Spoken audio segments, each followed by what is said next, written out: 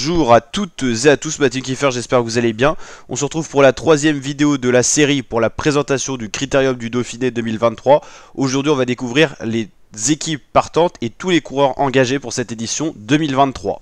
Bon, pour la Jumbo-Visma, on a une équipe de costaud avec Jonas Vingegaard qui a fini deuxième du Critérium du Dauphiné l'an dernier à 40 secondes de son équipier Roglic, et surtout c'est le dernier vainqueur du Tour de France 2022. Donc Jonas Vingegaard fait partie des gros favoris pour ce Critérium du Dauphiné, qui est d'ailleurs sur sa 75e édition, donc c'est une petite année anniversaire. Tiesj Benoot sera de la compagnie de la Jumbo-Visma, Steven Kruijswijk en tant que lieutenant de montagne, Christophe Laporte pour le sprint, le français, seul français de cette équipe Jumbo-Visma, Attila Valter, le hongrois qui a montré de bonnes capacités à grimper, Dylan van Baarle, le bon rouleur néerlandais, et Nathan van Hooydonk. R, c'est réserviste, c'est au cas où il y a un coureur engagé qui est malade, qui a un problème, une chute à l'entraînement, et ben on a le réserviste qui peut, jusqu'au premier jour du départ, remplacer un coureur qui était engagé. Donc vous l'avez compris, ça fait 7 coureurs par équipe tout simplement. Du côté d'AG2R Citroën Team, ça sera le leader Ben O'Connor, l'Australien, qui sera là pour le général. Lui, c'est vraiment une bonne carte, hein. C'est un coureur qui est capable de faire un top 10. Il a fini 3ème l'an dernier, donc il fait partie des favoris, des grands favoris en plus, qui plus est. Il y aura Frank Bonamour, le français, Geoffrey Bouchard, le normand, Dorian Godon, Oliver Naesen, Nance Peter et Greg Van Avermaet. Pas grand monde pour l'accompagner en montagne, peut-être Bonamour qui passe plutôt bien, Godon plutôt rouleur, Naesen c'est moyen, Nance Peter ça grimpe quand même, mais ouais, pas de grands grimpeurs pour accompagner ce leader, donc néo-zélandais. Bahrain Victorious aux côtés d'Espagnol Miguel Landa qui vieillit et qui n'arrive pas à gagner de grandes courses. Il a gagné de grosses victoires d'étape mais toujours pas de gros classements généraux. Matej Kovekar, Camille Gradec, Jack Egg, le bon grimpeur australien, Per Steiner, l'Autrichien, Fouad White ou encore Eduardo Zambanini. La Ineos, ça sera le retour du Colombien Egan Bernal. Après sa grosse chute à l'entraînement, il n'a jamais réellement retrouvé son niveau. Ça sera un moment test pour lui. Il sera accompagné du bon grimpeur espagnol Castro Vero, Omar Fraile, Ethan Hayters pour le sprint, Daniel Felipe Martinez qui est capable de faire de bons classements généraux, Carlos Rodriguez qui est annoncé comme un des leaders de cette équipe Ineos, et Ben Turner. Je pense qu'il y a 3 têtes dans cette équipe Ineos. Il y a Bernal qui va se tester, donc qui est le gros leader, mais si ça va pas, il y aura Carlos Rodriguez, voire Daniel Felipe Martinez. Donc ces 3-là seront certainement préservés et à voir ce que ça va donner, tout simplement.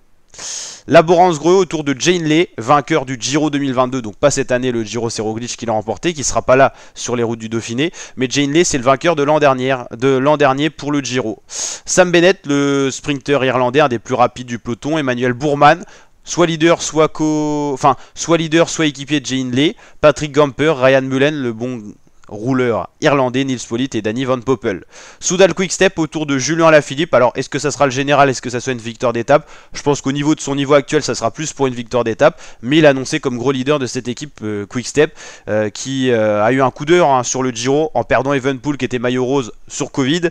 Evenepoel qui a dit qu'il ferait certainement ni le Tour de France ni la Vuelta, qui fera plutôt le Tour de Belgique ou des choses comme ça, ou d'autres petites courses, mais en tout cas une Soudal Quick-Step qui a pas de gros leader à aligner sur le Tour de France à part Alaphilippe qui est pas en grande forme cette saison. Là, on l'a vu, il gagne très peu le coureur français. Andrea Badjoli, Rémi Cavagna, Dries de Venance, Florian Sénéchal, Maury Van Sevenant et Ethan Vernon pour accompagner Alaphilippe. La Groupama FDJ autour de David Gaudu qui a montré au Paris-Nice en début de saison qu'il était capable de suivre Pogacar et qu'il était meilleur que Vingegaard. On va voir le rapport de force avec Vingegaard qui est là. Pogacar lui sera pas là sur ce Critérium du Dauphiné. Il va plutôt faire le Tour de Slovénie parce qu'il veut toujours masquer un petit peu son état de forme par rapport aux autres leaders. Kevin Jeunesse, Mathieu Ladanius, Olivier Legac, Valentin Madouas, Lenny Martinez, Robin Thompson. Donc des coureurs expérimentés, Ladanius, Legac c'est expérimenté. De plus jeunes coureurs, Lenny Martinez, Gaudu c'est encore jeune, et Madouas. Education First fera avec Richard Carapaz qui est arrivé dans les rangs de cette équipe, un gros leader, un gros prétendant pour un bon classement général. Il y a une sacrée start list sur ce Dauphiné, plus que sur le Giro, et le Dauphiné c'est la course de préparation par excellence du Tour de France. On a 60 à 70% des gros leaders qui vont se préparer sur le Dauphiné pour faire le Tour de France. On l'a compris, il y a des absents, on peut parler de Pogacar qui sera pas là, Roglic qui sera pas sur cette course, qui fera certainement le doublé de Giro Tour de France pour les 2 grands tours de sa saison, mais voilà, il manque du monde, mais pas tant que ça. Il y a beaucoup de coureurs qui font copier-coller Dauphiné Tour de France. Amador, Chavez, Doul, Piccolo, Quinn et Shaw. Là, Intermarché sera autour de Luis Menches, un coureur qui a fait top 10 l'an dernier sur le Tour de France, qui a fait également top 10 sur le Critérium du Dauphiné, ce qui montre sa régularité. C'est un coureur de bas de top 10, c'est-à-dire plus de la 6e à la 10e place. Il sera accompagné par Ergod, Miguels, Hugo Page, Tom Paco, Ren Taramae, le vétéran estonien, et George Zimmermann. La Movistar autour d'Henrik Mas, Jorge Arcas, Matteo Jorgensen, Gregor Mühlberger, Nelson Oliveira, Pedrero et Samitier.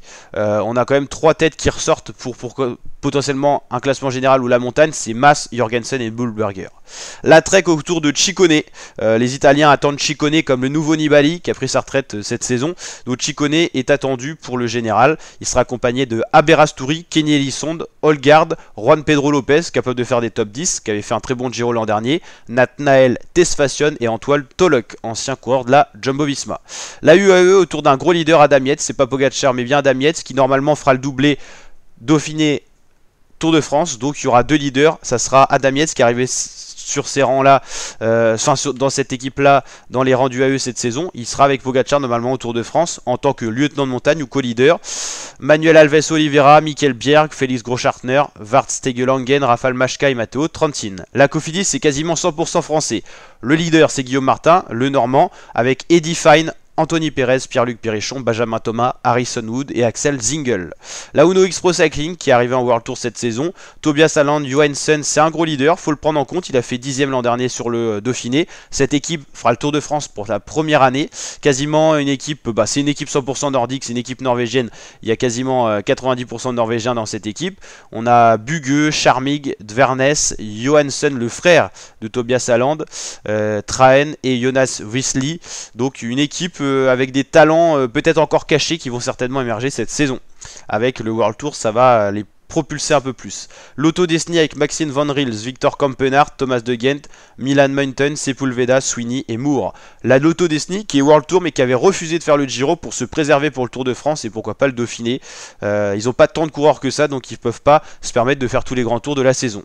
La Jayco Alula autour de Groenewegen pour le sprint, Craddock, Durbridge, Grimay, Harper, Porter, Renders, personne pour le général, mais des coureurs capables de faire des sprints sur du tout plat, Groenewegen, des sprints en boss, Grimay, donc il y a du beau monde quand même pour aller chercher des victoires d'étape. Total Énergie autour du leader français Pierre Latour, on aura Boissonneugen, Burgodeau, Kras, Grelier, Vercher, Villermoz. La DSM avec Brenner, Combo, Hanschke, Milesi, Hanley, Poul et Stork. La Alpecin avec Osborne, Bayer, Consi, Janssen, Stannard, Tamigno, Van Bosch, c'est pas la plus grosse équipe Alpecin de Sonic.